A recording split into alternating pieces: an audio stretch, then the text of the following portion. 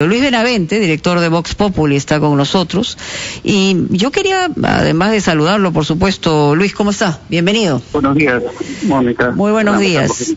Decíamos que las estrategias comienzan a dibujarse. Por un lado, Pedro Castillo, que es el candidato de Perú Libre, que no es nuevo en política, pero que algunos se han visto sorprendidos con su presencia. Sin embargo, si uno recuerda un poco, le queda claro que ha ido elaborando una ubicación dentro de la política nacional, sobre todo con una huelga magisterial en el 2017 que puso en jaque, hay que decir, inicialmente al gobierno de Pedro Pablo Kuczynski, ¿no?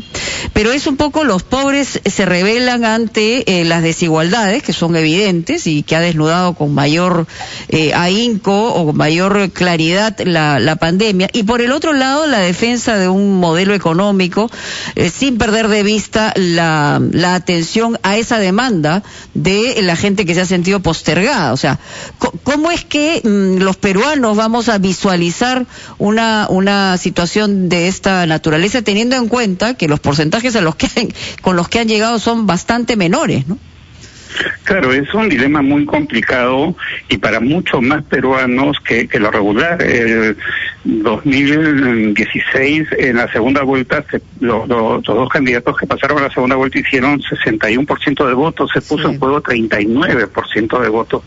Esta vez se está poniendo en juego un 68% del voto, una cifra demasiado grande de peruanos que no se sienten identificados con esos dos candidatos y que, bueno, van a tener más que bien tomar una rechazan a ambos candidatos, o sea, ni siquiera... Sí. Ahora, creo que va a haber un gran motivador de voto, ¿no? Que al final de cuentas los temores por uno y otro lado van a crecer y el deseo de cerrarle el paso al otro o a la otra va a llevar a votar por uno de los candidatos y eso va a ser un factor de movilización, ¿no? Y la gente va a ir a votar finalmente, ¿no? Entre tanto, el dilema es para demasiados peruanos, para muchos peruanos que creo que quedaron en shock en la noche del domingo, a comienzos del lunes, cuando ya se tenía claro quién era, porque eran dos candidatos que podían generar mucho rechazo. Keiko generaba ya, tenía el liderazgo en el rechazo, en el antivoto, y por otro lado, el caso de Castillo es que también comenzó a generar eso. Ahora, yo no sé cómo van a enfocar bien sus campañas, porque en el caso de Castillo, lo que se advertiera que no hay de parte de ellos búsqueda de aliados, de alianzas. Vladimir Cerrón ha hecho... Aunque hayan dicho que quieren sentar a conversar con todos, pero que no se van a mover de su principal, digamos, motivación, ¿no? Sí, de sus puntos de vista, no van a negociar una hoja de ruta ni cosas por el estilo, ¿no? Y por otro lado, el mismo Cerrón había hecho decir muy claros y reiteradas veces con las otras izquierdas, ¿no? Las que abusaba de centralistas, de tener líderes vinculados al sector privado, le llama sector privado a las ONGs precisamente, o que él y sus líderes tenían más bien cargos públicos como maestro, etcétera, ¿no? Una serie de deslines sobre el financiamiento también de las otras izquierdas.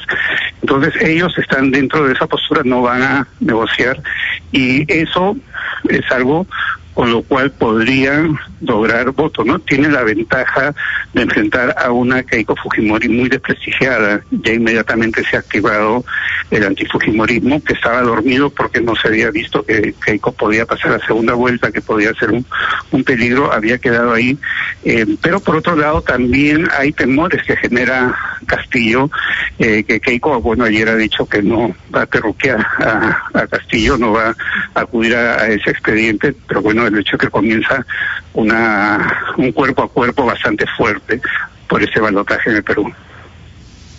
Señor Benavente, buenos días. Quisiera saber si en los análisis que hay de los resultados tenemos indicaciones sobre las tendencias de los jóvenes en el voto. ¿Qué se sabe de eso y qué podemos prever sobre eso? Esa categoría específica de electores. No, el voto no nos dice eso, porque el voto solamente se ha dividido por circunscripciones geográficas, distritos, provincias, regiones. No podemos saber con exactitud el voto de los jóvenes, o el voto de los adultos, o el voto de las mujeres, etcétera. No, la única manera de saber eso es ver encuestas, ver las tendencias que se presentaban en las encuestas por dónde iba ese voto, ¿no? Solamente ahí, pero no en el resultado oficial.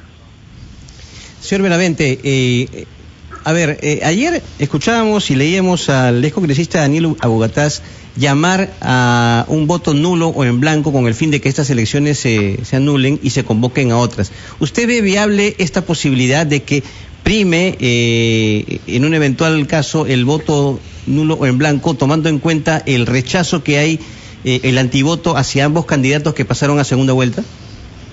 Bueno, creo que es una opción válida, democrática. La democracia es eso, es el ejercicio de la libertad. Entonces, si él propone y quiere movilizar el voto en blanco, está dentro de su derecho, ¿no? Claro. Yo creo que eso no va a ser la solución del problema y, bueno, de antemano no creo que eso resulte favorable, ¿no? Como dije, sí, va a haber un gran movilizador de votos que cerrar el paso al otro, a la otra, y eso va a llevar a la gente a votar. Entonces, no se va a dar. Es una situación que aún que para un sector fuera deseable, no es muy viable. Creo que va a ser un desgaste de energía innecesario. Le va a dar tribuna, le va a dar réditos a Bogotá seguramente. Como levantar la voz de protesta, pero lo cierto, y ya cuando uno aterriza, digamos, las posibilidades dentro del reglamento, es que si es que llegara a esos 2/3 de voto nulo y viciado, lo que se anula es la segunda vuelta, pero vuelve otra vez a los mismos, y los mismos. Sí, entonces, no es un ejercicio, digamos, que simplemente pintoresco, ¿no? Sí, es parte de la democracia, es parte de lo que puede pasar, ¿no? Puede suceder, ha sucedido en otras oportunidades, ¿no? Pero no va a ser la solución y no creo que sea una propuesta que tenga una acogida grande, con gran movilización, no la veo.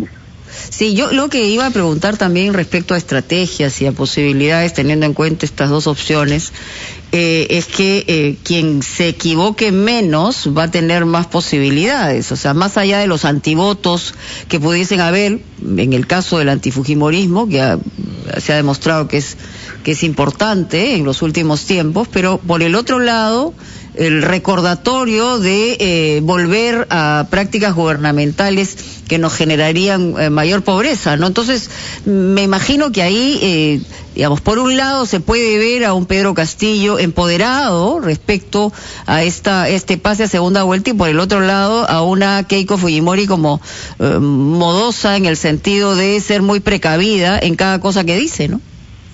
Sí, es muy cierto, Mónica. A ver, gana el que menos se equivoca. Incluso es el título de un libro de Carlos Escalante, un consultor político venezolano, ¿no?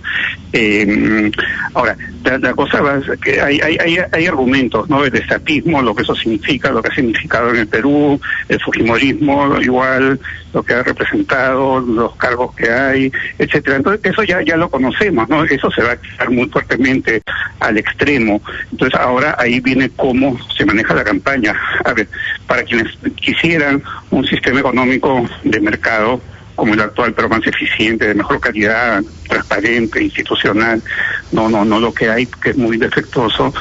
Para quienes quisieran eso, la alternativa de Keiko es complicada, porque, a ver, Keiko ha tenido esta vez 1/3 de los votos que tuvo en 2016. Tiene 13%, en 2016 tuvo 40%. Con 40% no pudo ganar una segunda vuelta. Con 13%, si hacemos una regla de 3 simple, le va a ser muy difícil. Claro, Kuczynski con 20% pudo ganar una segunda vuelta, ¿no? 50% más de lo que tiene ahora Keiko. Pasan esas cosas. Chirac con 20% el 2002 ganó la segunda vuelta porque tuvo la suerte de enfrentarse a Jean-Marie Le Pen, ¿no? Que en ese momento no era tan fuerte como luego sería su hija años después, etcétera, ¿no? Entonces, en esa correlación yo creo que Keiko la tiene muy complicada. Ella hasta ahora no ha demostrado grandes habilidades políticas. Uno de sus grandes errores políticos es responder de manera emocional, no aceptar la derrota con Kuczynski, y hay quienes hasta la responsabilizan. O sea, según la respuesta, ¿le ves más posibilidades de ganar la presidencia a Castillo? No, le veo... No sabría quién tendría más posibilidades, ¿no? Pero creo que Keiko tendría que tener un equipo suficientemente hábil profesionalmente, actuar de una manera más racional, más planificada, más profesional, ver su argumentación de manera más sólida y menos emotiva, ¿no? Los primeros pasos la ponen en esa dirección, ¿no? Pero Castillo, a quien muchos pueden ver con temor por lo que puede representar una economía estatista o el extremo apocalíptico que Perú se convierta en una Venezuela, tiene la ventaja de no tener el dejarse de Keiko, ¿no? Ahora, en esa correlación no podemos saber ahora quién tiene más posibilidades. Yo lo veo bien complicado. Las primeras encuestas que salgan nos darán una pauta, ¿no? Por más que se puedan discutir las encuestas, quienes estén en desacuerdo, pero una vez que salgan 2, 3, creo que podremos ver algo ahí. Muy bien, muchísimas gracias a Luis Benavente por estar con nosotros.